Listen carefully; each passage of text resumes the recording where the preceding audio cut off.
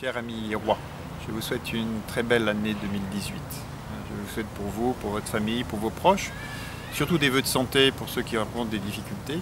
La maladie est une priorité et tout ce qu'on pourra faire pour en tout cas la diminuer et la combattre sera le bienvenu en 2018. Je pense bien entendu aussi à ceux qui sont dans la grande difficulté.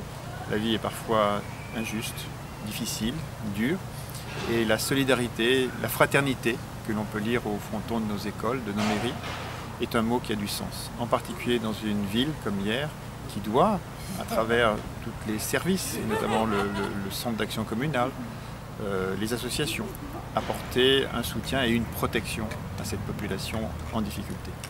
Donc voilà pour mes vœux pour 2018. Par ailleurs, nous aurons plusieurs rendez-vous. Je voudrais en citer deux. Le premier, c'est la métropole, c'est-à-dire la transformation de la ville dans un ensemble plus large. C'est une décision importante et qui va nécessiter en tout cas beaucoup de travail. C'est forcément une bonne chose puisque quand on regarde ce qui se passe au niveau de la métropole marseillaise et niçoise, on devait avoir en tout cas autour de l'agglomération de Toulon cette transformation, mais en même temps on ne veut pas signer de chèque en blanc ou de feuille en blanc, jamais. On souhaite que le débat s'instaure avec les citoyens. C'est une métropole d'abord au service des citoyens et je demanderai au prochain conseil municipal, au maire de réunir dans une réunion publique les citoyens hyérois pour exposer très simplement qu'est-ce que c'est que la métropole, pourquoi est-ce qu'on l'a fait et qu'est-ce qu'on en attend. En tout cas, il y a deux éléments qui me paraissent majeurs. Le premier, c'est l'efficacité des services publics. Si on fait la métropole, c'est pour rendre encore plus efficace les services publics. Et le second, c'est le coût.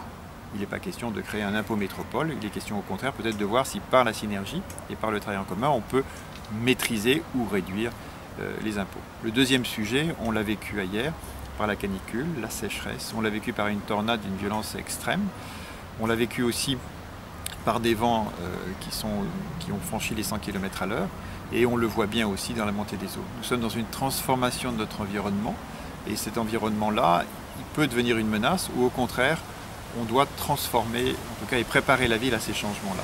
C'est ce qu'on appelle la transition énergétique, c'est le changement climatique. Ce sont un certain nombre de mots, mais qui ont des résonances locales. Et Hyères me paraît extrêmement bien placé pour prendre, en tout cas, dans les grandes villes de France, une forme de leadership sur ce sujet-là. Je pense à l'agriculture, je pense à un tourisme durable, je pense bien entendu à tout ce qui va toucher aux bâtiments, aux panneaux solaires, enfin à une transformation de notre vie.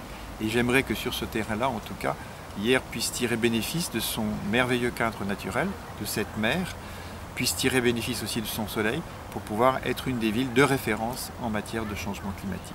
Sur ce, je pense à vous tous et je vous souhaite une belle et heureuse année 2018.